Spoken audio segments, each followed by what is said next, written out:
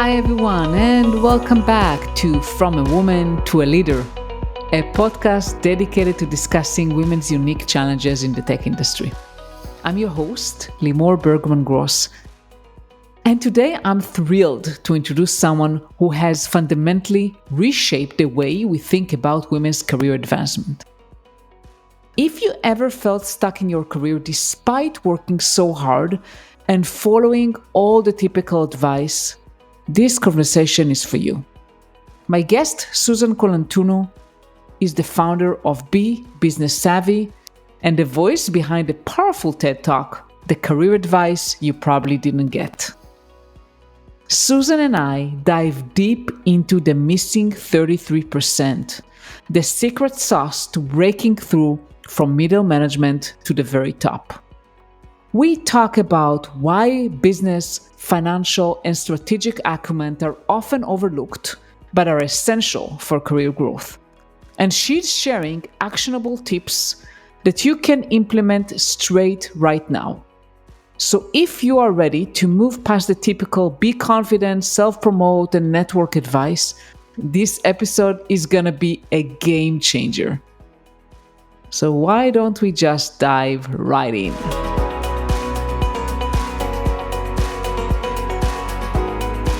Hey Susan, how are you? Oh, I'm doing well, thanks. It's great to see you again.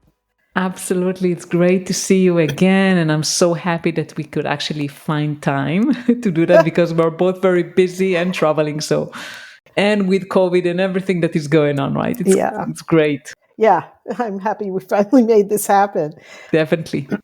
And let's dive right in. So I know that in our pre-call we talked about professional identity, and I want to ask if you can elaborate on that and how professional identity plays a role in career advancement. Okay, so I think about our identities as professional women being similar to a pearl. So a pearl starts out as a grain of sand that's irritating an oyster. And so the oyster builds this smooth and ultimately very lustrous pearl around that grain of sand, and it's built layer by layer. So when I think about women in tech or in any profession, we start off, and that grain of sand is kind of who we are from birth. And then to that, we add a layer of who we are as students, who we are as college students. Who we are as professionals is a very important layer because that's the layer that gets us into our first job.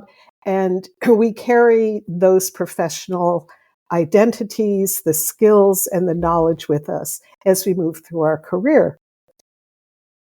But if we focus entirely on our professional identity, we will get stuck because in most organizations, unless they have a technical track for advancement, the path for advancement is through our leadership skills. So that professional identity, I talk sometimes about not getting lost in your letters, so not hanging on to that, your identity as a programmer or as a UX expert or whatever. That professional identity needs another layer added to it in order to progress.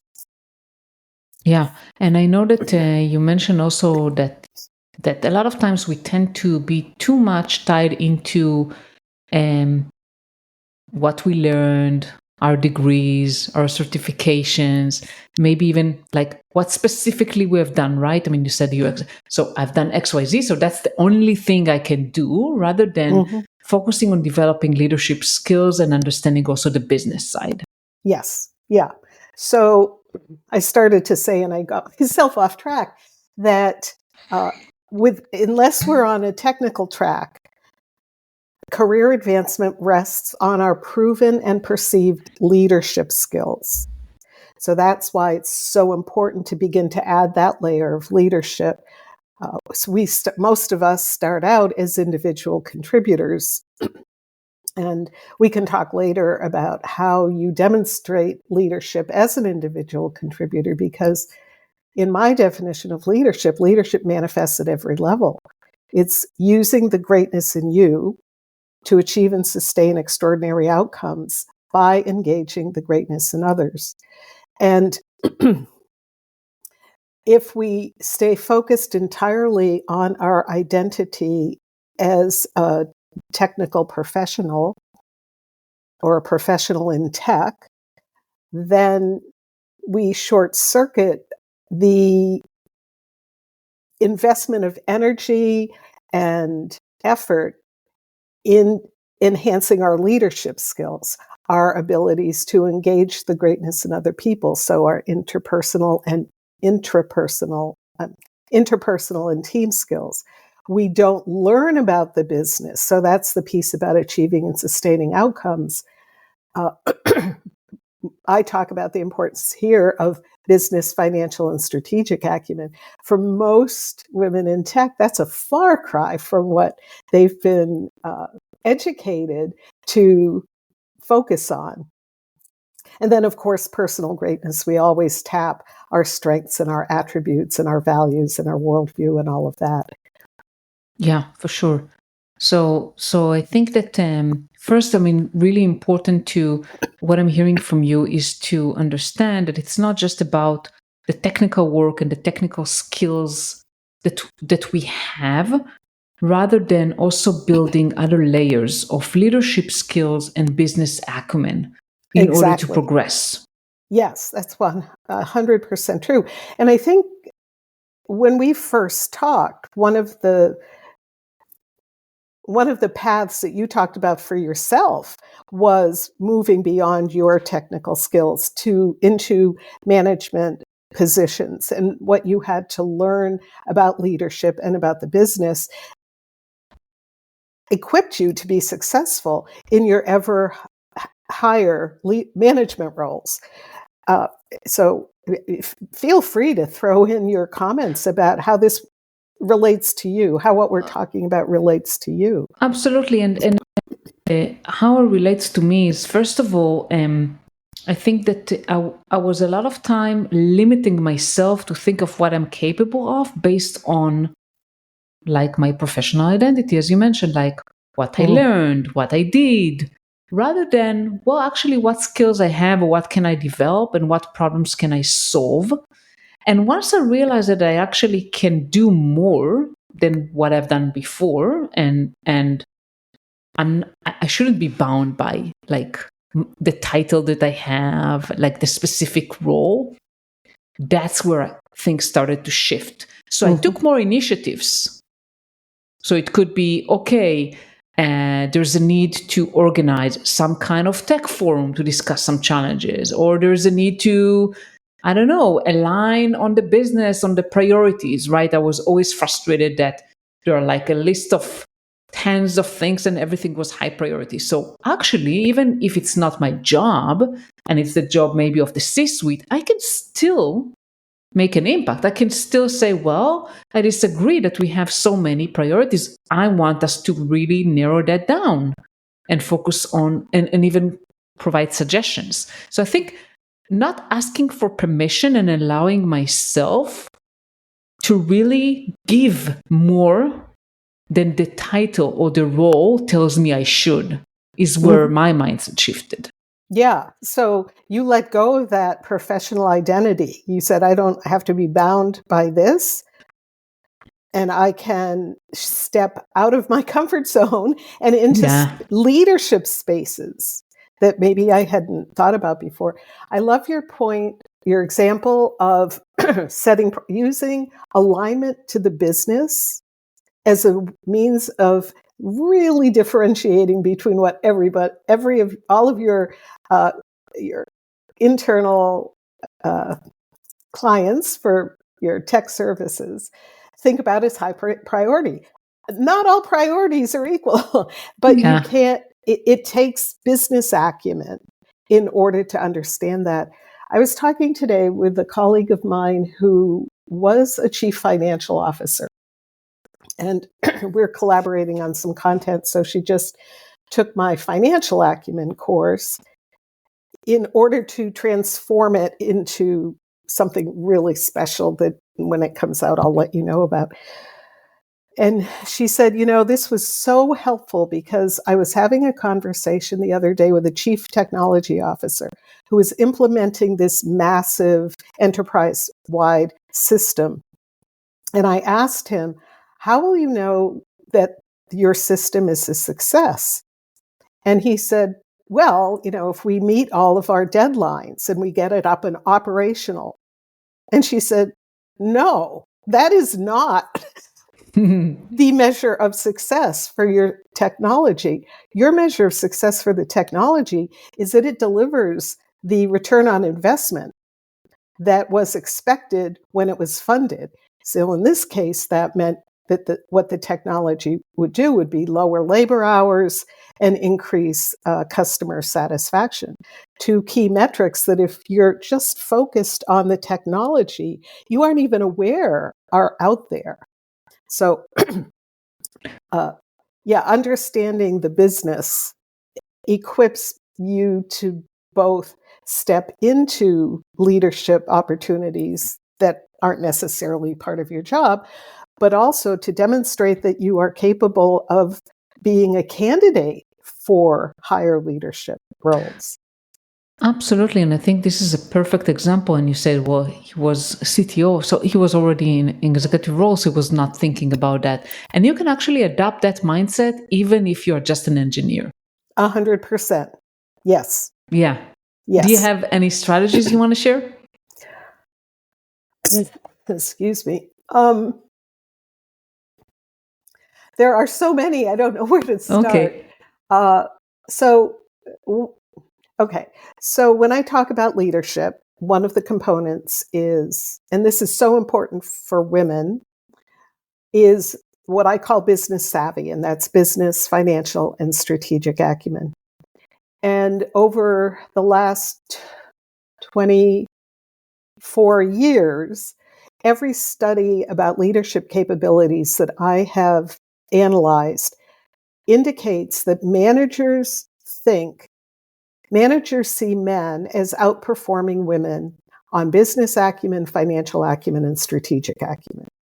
So it in no way indicates that we can't have those skills and can't be successful at the very tops of organizations, but there are those perceptions. So we're hit with a double challenge. One is that managers don't expect us to be interested in the business. And therefore, we have to work extra hard at demonstrating that we are. So starting with our very first job, once we've got our feet on the ground and aren't on that very steep learning curve, you can begin to expand your view of how the organization works. So you have parts of the organization to whom you're providing technical services.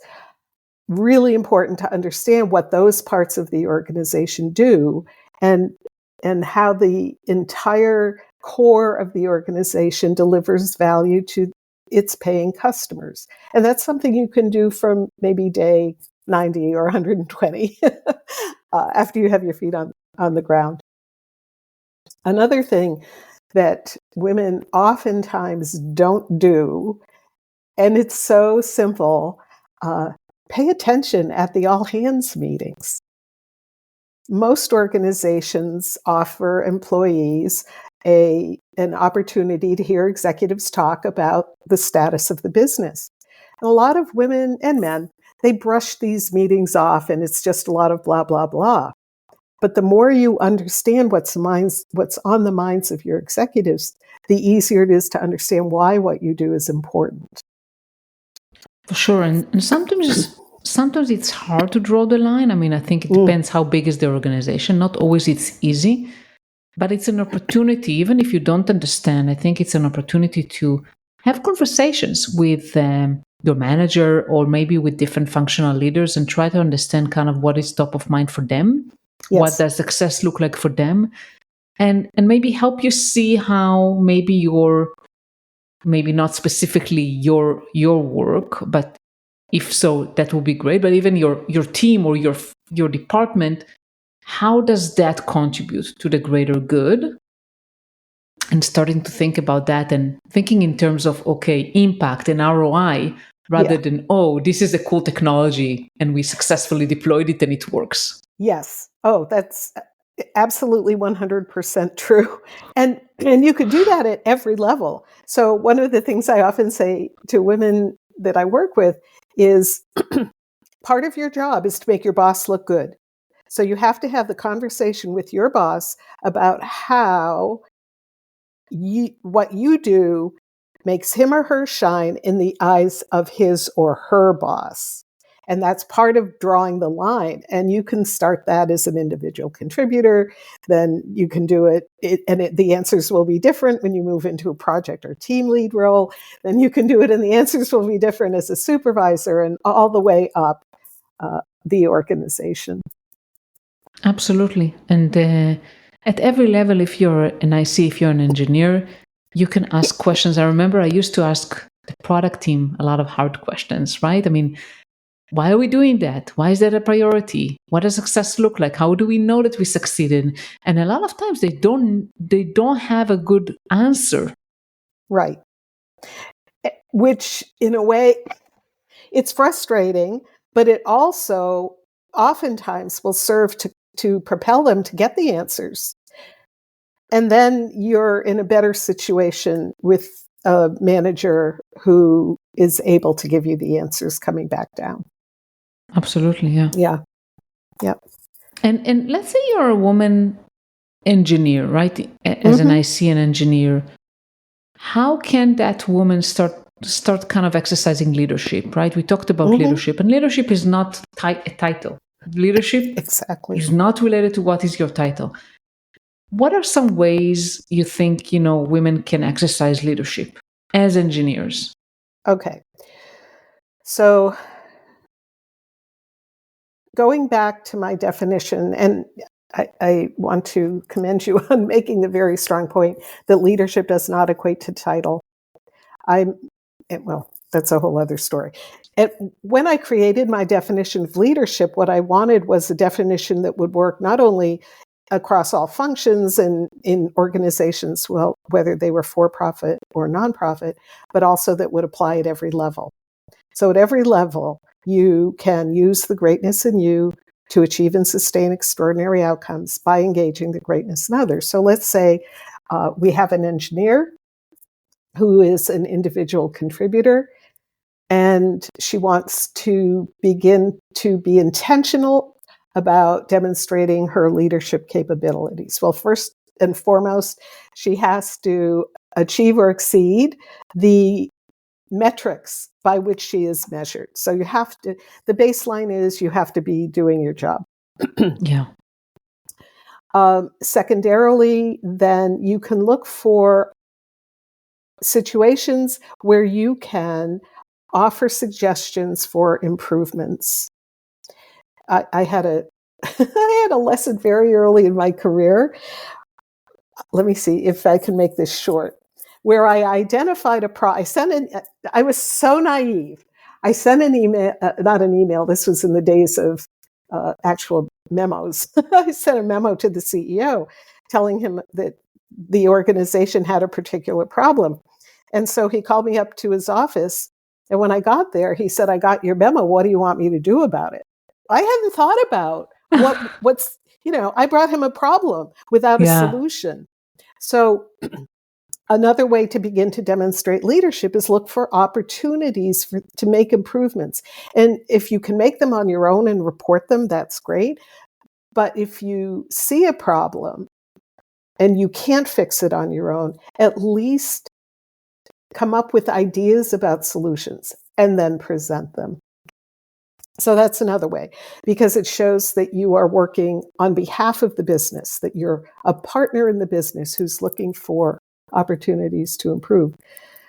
So part of leadership is engaging the greatness in others. You have to begin to create a professional brand where you're seen as a team player, someone who works effectively with other colleagues in her own team, but also with the people outside of the team that might be serviced by the team. Mm-hmm. Yeah, and I love what you mentioned about coming with the solutions, not just with problems, right? Because when we come just with problems, it's complaining. Yes. I'm complaining. Yes. There is a problem. Yes. And then as a woman, when we complain, we get a whole other layer of negative stereotypes applied to us than if a man does it. So exactly. Yes. Yeah. So come with solutions or proposals, right? I mean, you don't have always all the answers, but you can come with proposals, and that shows leadership for sure. Right. And go ahead.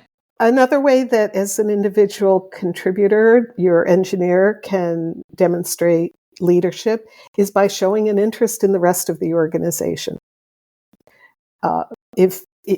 When you have interactions outside of your own team, use those interactions as an opportunity to build a network. And I think you said this earlier, find out what people in other parts of the organization are doing. It builds your overall business understanding, but it also, again, shows that you're acting on behalf of the organization, because that greater understanding equips you to do your work better. Yeah, and I think that this is going back to what we started with about kind of professional identity. That a lot of times women are kind of limiting themselves. Oh, I'm just an engineer. I cannot talk with marketing. I cannot talk with those people. Where actually you can. I mean, no one's stopping you unless it's like, which I doubt companies are like that anymore. But like unless it's super hierarchical kind of company. But most companies, like, it's an open door policy, and you can pretty much talk with anyone. Yeah. So and you should. Yes. And you have to feel out the culture of the company. I have this wonderful young woman who has been through my Business Savvy U course. And she's been intrepid about making connections up the organization. It's worked very well for her. And the latest thing that she did was her husband was presenting a paper at a technical conference in the US. She's from the EU. So she sent an email to the CEO and said, I have an opportunity to attend all the sessions at this technical conference. Is there anything you would like me to do on behalf of our organization? Incredible. Whoa, yes. And he gave her an assignment and she did it, and it's been really well received. And it's a great example of what you're saying. If the organization doesn't punish interactions outside of the hierarchy, do take smart risks, but not on your behalf, on behalf of the organization. Yeah, I think that when you adopt the mindset of, I want to bring value, I want to make an impact, I want to do something, as you said, for the organization. I mean, assuming, as I said, the organization culture is not very kind of rigid and hierarchical, it's going to be well received. Mm-hmm. Worst case, the CEO will tell you, well, go and enjoy. There's nothing I need from you. Right. But thank you for asking. Exactly. Yeah. So I think it's a lot about kind of allowing yourself to dare more and to do more things than just what our title defines that we should do. Yes. Yeah. Your point about acting on behalf of the organization, I want to bring in another side piece here. That is a differentiator between bragging and self-promotion. Most of us hate people who brag. And rightfully so, because bragging tends to be all about me and how great I am. But when we're talking about the value we've created for the organization, as you just said, that is in probably 90% of the cases taken as valuable self-promotion. So this is a very important note, Susan, and I think this is also a problem that many women face. Mm-hmm. They feel so the whole thing about around self-advocacy, right? We talk a lot about self-advocacy and how much, you need people to know what you're doing and the impact you're making. And women immediately translate that as bragging. Yes.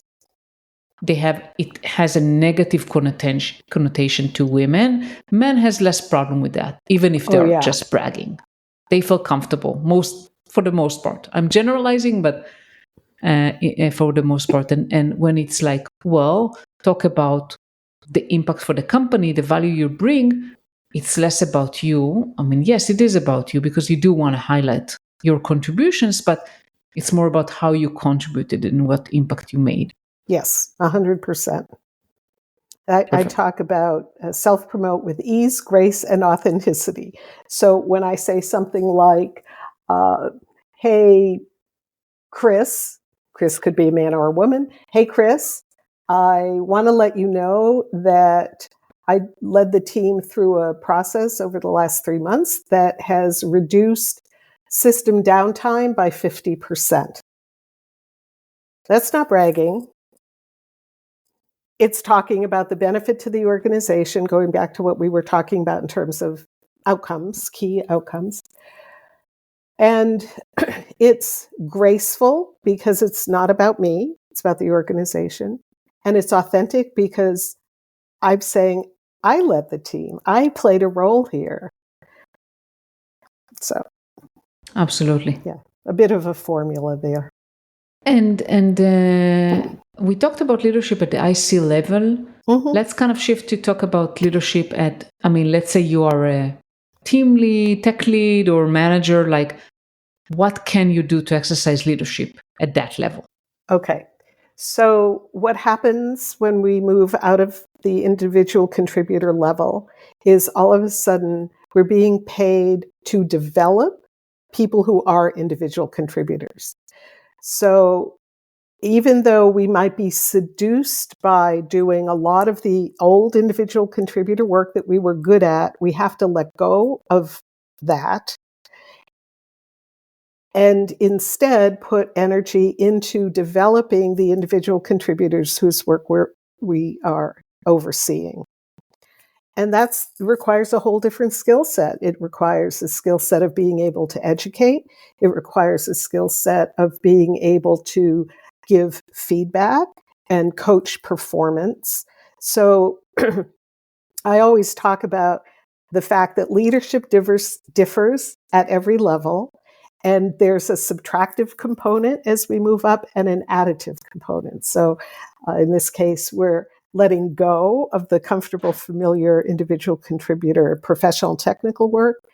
We're boldly stepping away from our professional identity and taking on our leadership identity. And we do that by beginning to develop those team skills and interpersonal skills that enable us to develop the people who report to us. Yeah, and it's And a very hard transition to make typically for engineers. yes, yeah. You speak about that from your own experience. Both from my own experience, my personal experience, and also from women I coach. I think that one of the challenges is like I used to solve problems. I used to be a good engineer. What now? I'm not going to be the best engineer. I'm going to be actually working with people that may be smarter than me as problem solvers. But I'm measured not by solving specific technical problem. I'm measured by having a great, well-performing team and developing them. Yes, to solve those technical problems. Solve those problems, exactly.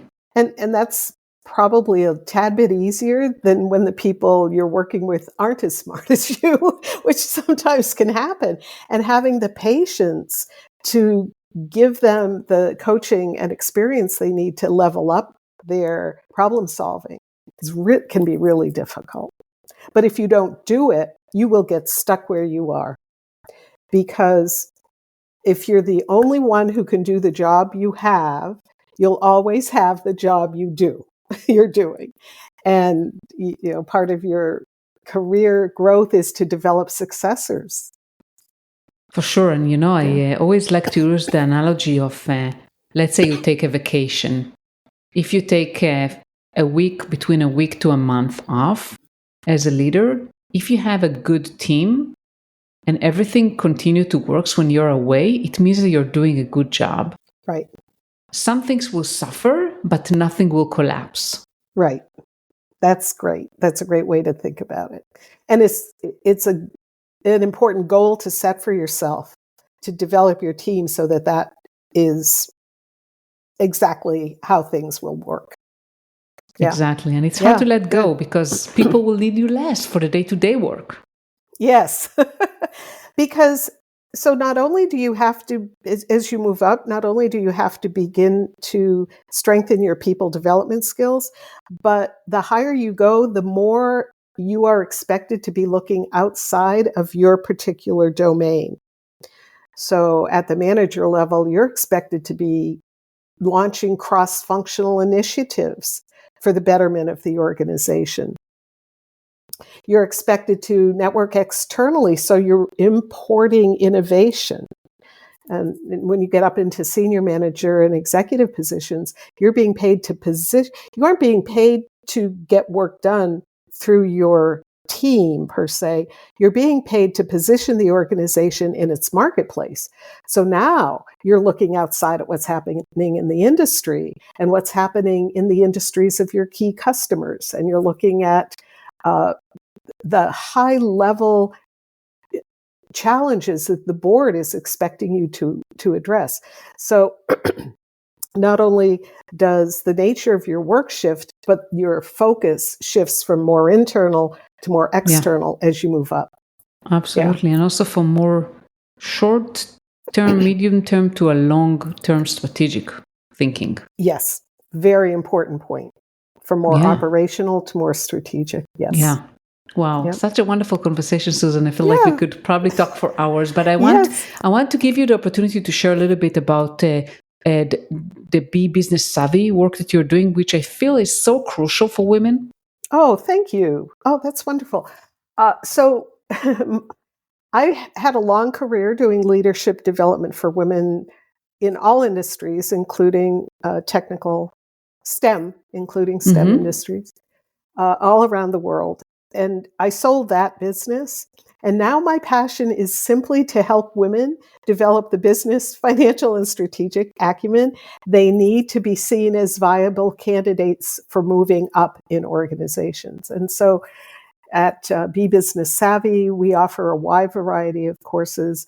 The landmark course is called Business Savvy U, and it's an self-paced online course with do-it-together meetings for support and education that focuses on business acumen, financial acumen, and strategic acumen. And I mentioned my colleague who was a chief technology officer herself earlier in our conversation.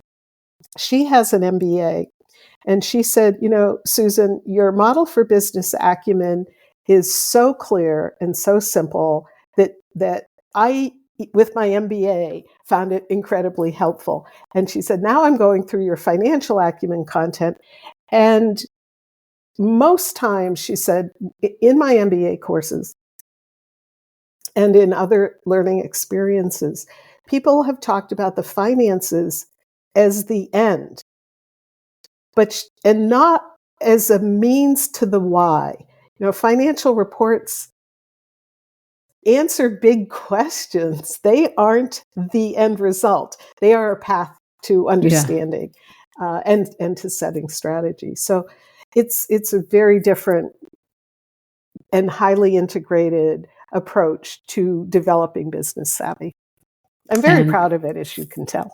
as you should, and I think this is very much needed, especially for women. Not just for women, to be honest, but especially for women. Yeah, right. Men get it interestingly in two ways. Men are more often coached into the core of the business.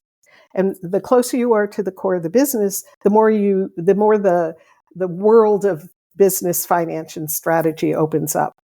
And the other way that men get it more often than women is because more men get mentored than women. and I'm talking about informal mentoring. Formal mentorship programs are a whole other thing. But many men are mentored into business savvy because the mentors who take them under their wing have conversations with them about what's happening in the business. They invite them to go to external business functions with them, to meet key customers, to attend conferences. And this happens much less for us. So that's why we need you. Yeah.